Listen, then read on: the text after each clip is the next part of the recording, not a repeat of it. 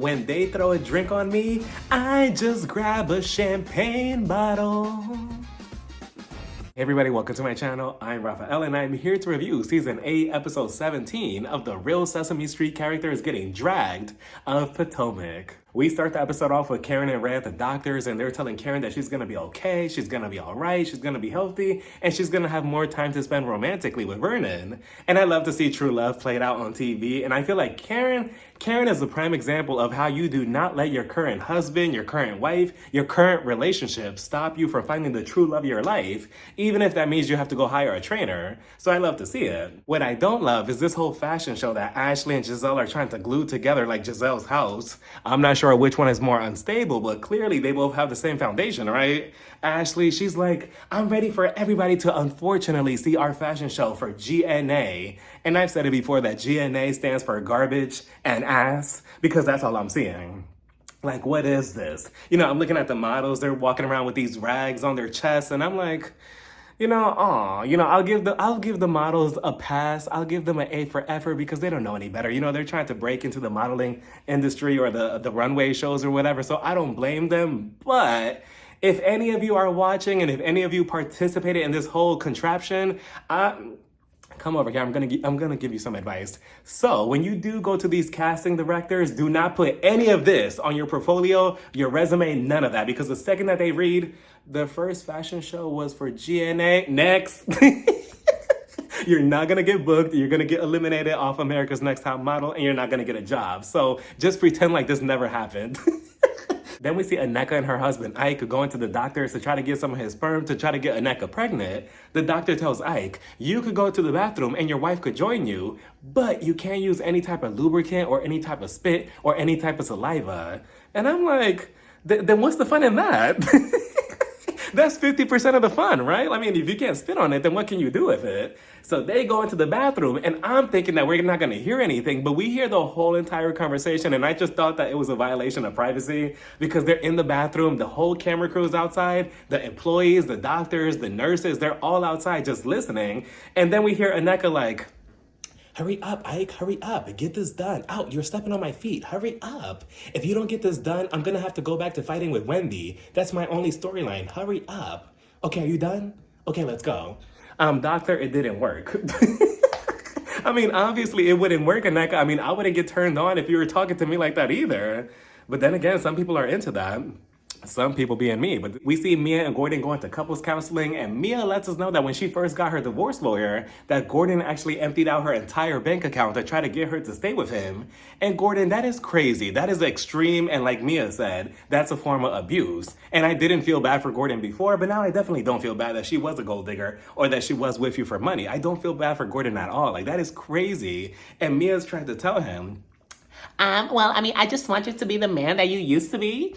You know, when I first met you, when you had money, and now you're not the same person anymore. And Gordon is just like, well, I want you to also be intimate with me because I feel like, when we're laying in bed, you look at me as if you're disgusted with me. And I mean, I can't really blame Mia, because, I'll be upset too if I was laying next to somebody that had no money. I'd be so turned off, like, ugh, what do you mean you only have $5?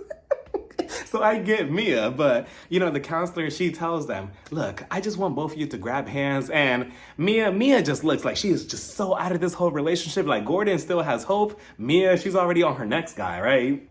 She's holding hands with him and she's like, yeah, Gordon, I promise to, try to work things out with you and everything. But I mean, I'm not sure. I mean, I'm hoping that everything's going to be better, but clearly it's not. And she's with a new guy and I wish her nothing but the best. Gordon, a shame. Then we head over to Candace's house and she has a life coach coming over because lately she has been thinking about being a mother. She wants a baby really badly, but she doesn't know if she's putting her music career as an excuse to not have one. And she also feels unworthy of being a mother. And I feel like the real reason behind all of this is that she wants to have a baby, but not with Chris. Because she knows that their relationship, their marriage, their connection is very unstable, like Gizelle's house. And she probably feels that if she gets pregnant by Chris, in the long run, their relationship, their marriage might not work out, because I've said it before many times that I'm surprised that either one of them haven't filed for a divorce, because their connection is just it's always rocky. They're always arguing. They're never on the same page. Financially, Chris is not in the best position. And I'm pretty sure that Candace sees all of this. And she knows if she gets pregnant by him, in the long run, she's going to get screwed over. So I'll be shocked if they stay together, let alone have a baby together. Mia gets everyone together besides Nneka at this restaurant because this magazine wants to feature them as successful women in Potomac and showcase each one of them. And that's nice and all, but why is Ashley gonna be featured? You know, unless she has her own little section that says what not to do in a marriage with a rich man, I don't see it. Her and Nneka could have switched spots. But then we see in a flashback that Mia, she broke the news to Nneka that she wasn't going to be featured, and she told her at a sit-down, Nneka, like, this is only for successful women in Potomac, and I mean, you're still up and coming, so I mean, your time is coming. You know, it's not saying that you're not successful. It's just, this is not the time for you. And I'm like, wow, you know, if I was Nneka, you know, I would have went home after that dinner like, I am successful. You know, I bought this big ass house to come on this show, and now I'm not even gonna be featured in the show. Like, so sad, but I could have replaced her with Ashley, but okay. Each one of them is supposed to represent and wear something similar to another famous woman. And there were a couple of sneaks, but there were two sneaks specifically that stood out to me. Starting with Robin. Robin is supposed to be Mariah. So at first I'm thinking, okay, maybe she's talking about Mariah Lynn, Mariah the scientist, Mariah from Married to Medicine, because I know that she's not representing Mariah D. Carey. You know, first of all, I can't picture Mariah Carey putting up with any of Juan Dixon's bullshit. So let's start there. That's disrespectful itself. Like, Robin as Mariah Carey. Second disrespect, Gizelle. She is supposed to be Beyonce. Beyonce, sweetie, I am so sorry. But I will say that she did look really nice in her Beyonce-inspired look. Somebody on Twitter, I believe, said that Gizelle looks like she's about to perform, "Okay, ladies, now let's spread misinformation." So creative, because I can definitely see her doing that. But Gizelle, don't you ever, listen, ever think that you're Beyonce. We then see Robin in the return of Juan Dixon. I'm sorry, I get emotional because if you know about my chart, you know that I'm keeping up with how many episodes Juan has been on this season, and you know, it hasn't been the best lately. It's been pretty rocky with my chart, but I have to give a shout out and a thank you to somebody who commented in my last video. Their name is C. Watkins 6098. Their comment said, "We gotta get you a graphic designer who could make a Juan chart look like something on CNN." So I started thinking, I'm like, how can I elevate my chart? You know, because my chart, I use my board with my marker to keep track of how many episodes Juan has been in. So instead of using my board, I'm gonna make a virtual one, and it's gonna look like this. So far, Juan has appeared in episode 1 through 4. He was not in episode 5 or 6. He was in episode 7 through 10. And from episode 11 all the way to last week, episode 16, Juan was nowhere to be found until this episode. Robin magically found him. I'm not sure how, I'm not sure when, but you know, we did see Juan this episode, and I have a feeling that Robin probably tricked him into filming. He probably didn't even know that he was filming for the show. She probably went up to him like, "Hey Juan, you know, you want to go to the hotel and find somebody to cheat with behind my back?" He probably got ready and excited like, "Yippee, yeah, let me get ready. Let me put everything on. Okay, let's go to the hotel." And then he probably got to the location and he's like, "Wait a minute. Are these the Bravo cameras?" And that's how we got Juan this episode, because I don't think that he just willingly just showed up. But they get to this location and I'm like, okay, at first I'm like, what is going on? What's happening? I completely forgot about this business that she had mentioned a couple of episodes ago. She wants to open up a spa facial place called 360, or the square root of 6, or 9 divided by 3, or 2 plus 2 equals 4, something like that, right? The whole location is gonna cost $53,000 a year. And I mean, Robin, are your embezzled hats selling like that? Because that's a high number. So after that, they sit down, you know, they're talking about Gizelle and her father's situation. Robin tells us that Gizelle's father, unfortunately, has brain cancer. And as of now, in real time, he has sadly passed away. So I do feel for Gizelle. Gizelle, she's on the phone with her and she's like, "Look, I'm checking up on my father." And then in the confessional, they ask Gizelle, "So what's going on with your father?" And Gizelle, she's like, I don't want to talk about it, not now. And I would completely understand because this is a sensitive subject, especially if she's living through it right then in the moment. But with Gizelle, that's always her excuse with everything in her life. It's always, oh, I don't want to talk about it. I don't want to talk about it. Let's talk about it later. Let's talk about it later. And then when we get to later, she still doesn't want to talk about it. But yet she expects everybody else on the show to talk about their life, but it's never the same in return from her. So we also see Wendy filming an episode of The Real Housewives on YouTube for her talk show, and it looked pretty good. So congratulations to Wendy. And then we get to this infamous fashion show, aka WrestleMania, because in this corner we have Kiarna. You know, it is crazy how Kiarna, she's just walking in all nonchalant, all innocently, like, la la la la la, on my way to watch a tacky fashion show by Ashley and Gizelle. Meanwhile, she doesn't even know that she's about to beat somebody's ass by the end of the episode, right? And then in this corner, we have Oscar the Grouch, aka Deborah. Did anybody hear the music that they played when Deborah was showing on camera that that creepy Halloween music? But she comes in and I wonder if Deborah already came prepared in her mind to already get into a physical fight with Candace or attempt to do something, because the way she was dressed, she had a tank top, her hair was in a ponytail, her pants were baggy. I don't know, it's a little questionable, or was it a setup? Then we see Ashley and Giselle, they're getting ready. Giselle, she's emotional because of everything that's going on with her father, but she still managed to make it. And she refuses to be vulnerable or to cry or to show any type of emotion on camera, right? She doesn't want to show any type of weakness. Karen, she goes up to her. She's giving her some advice and everything, that she's there for her. She's praying for her. Then we see Candace and Wendy. Wendy looks so good. Deborah, she's making her rounds to everybody, and she goes up to Nneka, and I must have missed the episode where they obviously knew each other, or they've been friends forever, because they hug each other as if they've known each other, like, oh, you look so pretty. Oh, it's so nice to see you again. And I'm like, okay, irrelevant meeting for the first time. I just don't understand. But okay. So then she goes up to Wendy. She gives a hug to Wendy, and Wendy, she's like, oh, this is the fakest shit I ever seen. She is so fake. This is what I'm talking about. But yet you lean into the hug and you hug her anyway. Instead of pulling a Nene and, like, don't touch me. But they all sit down for this fashion show, and I tried to be open-minded about the clothes, but, and I use the word clothes very loosely, but what is this? Because it makes She by Sheree look like Louis Vuitton.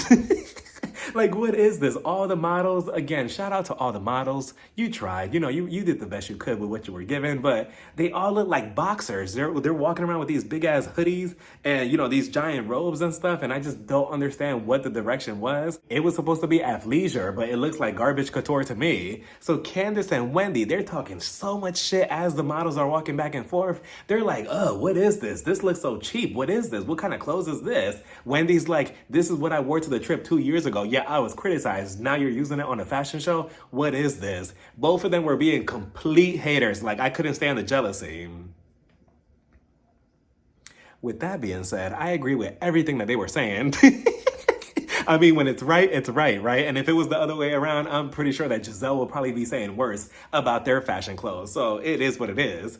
So after that, I believe Gizelle, she gets on the mic and she's like, so, I just want everybody to give a shout out to everybody for coming. And, when you go home tonight, I just want you to dream of GNA. And I'm like, dream? For what? So Freddy Krueger could pop up in your dreams and give you a nightmare? Like, absolutely not, Gizelle. You keep your dreams to yourself.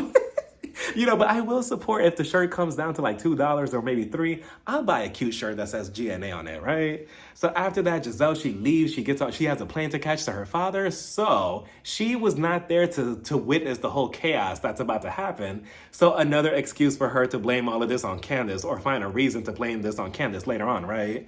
So after that, Mia, she gets everyone together and she tells Candace and Wendy, Gizelle, she's going through a lot right now with her father. Her father's not really in the best condition right now. You know what I'm saying? Candace is like, I can give support to Gizelle from far away. That's that. Wendy, she's like, look, she and everybody else talked about my mother when she was in the hospital, which, again, I must have missed that episode because, it was the Texas episode, right? I don't remember anybody, let alone Gizelle, saying anything about her mother. But again, maybe I missed it. So she's like, yeah, no, I'm not really going to feel bad over anything. If anything, I feel like Wendy should have just never said anything at all. I completely agree with what she says, though, because even if she was to say, I do feel bad for Gizelle, I'm pretty sure that Gizelle would have twisted that in some way, like, oh, so you're talking about my father? So, look what happened with her and her daughters. So then we see the screen goes black, right? It says the cameras were cut at like 9:53 at night. Why, Bravo? Why? You give us all this all this footage that we didn't want to see this whole entire season, and now the footage that we actually are curious about, now you turn the cameras off. But then it says the microphones were still on, right? We hear somebody in the background scream, oh, are the cameras down? And I'm not sure if that's actually Darby. If it is, again, this whole thing just sounded like a setup. If it was her, right? Then we hear Tickle Me Elmo. She's talking to Candace. Candace, you've been talking about me online saying I'm this, I'm that. Do you have something to say to me? Candace, we hear her scream back like, no, I don't have anything to say to you. Get out of my face. Somebody please get her. All of a sudden, Big Bird, she's getting rowdier, right? She starts yelling at her like, no, you're always talking about me. You're always talking about me. Next thing you know, Bert and Ernie, again, from what I'm hearing, I think she throws something, but obviously we've all seen the footage online of how this whole thing plays out. And I don't think that Bravo is going to show any of the footage for next week. So this whole to be continued thing was just a bunch of BS. But let me explain how the whole thing went down, right? She's there. Candace is dancing. She turns her back against Deborah. Next thing you know, Tickle Me Elmo. She grabs a cup, right? She throws a drink at Candace. Candace, she turns around quickly. Candace, I'm not really sure where she was going with this, but she grabs a champagne bottle. She picks it up, and I believe it was Sleepy Charisse. Sleepy Charisse, yeah, she's here at this event too. She goes to grab it from Candace, but it's Sleepy Charisse, so she does it in slow motion, and she's like, 1 second, hold on. Candace, give me that champagne bottle. No, don't hit her with that. Give me that. Charisse is me because I would have snatched that from Candace. Like, give me that. Go, go, go, go, go, go, go. About to waste it, bashing it on Deborah's face for no reason. Like, this is good champagne bottle. Go, go, go, go, go.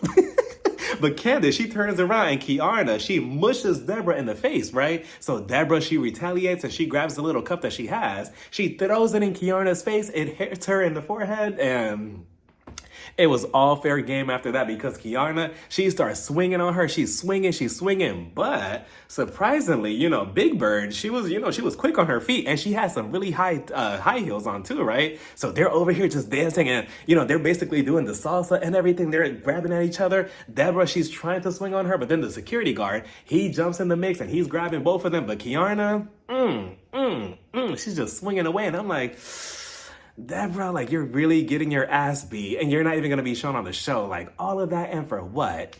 No champagne flute, no friend of the show, no nothing. Just Sesame Street and vibes. But Jacqueline was also there, right? Mia's friend, she was on the side. And if anybody noticed, pay very close attention. Jacqueline, she pushes the security guard. And then I believe the wannabe Gizelle, because when I first saw the clip, months ago, I thought it was Gizelle who grabbed Kiana by the hair. The girl who was dressed in the neon outfit with the blonde ponytail. I thought it was her. It was something that Gizelle would wear. She grabs Kiana by the hair. Jacqueline pushes the security guard. So they all go down. They all go down like a domino effect. They all just go down one by one. They all fall on her leg. And then I believe that's when Deborah got the one up on Kiana and she started swinging on her. And that's where the footage stops. And Ashley, I'm not sure what Ashley was doing. Ashley, she was combusting. She was trying to stop Candace and she was like,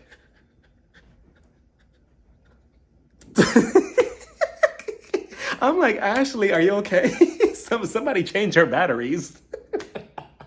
I'm like, what was that? She didn't know what to do.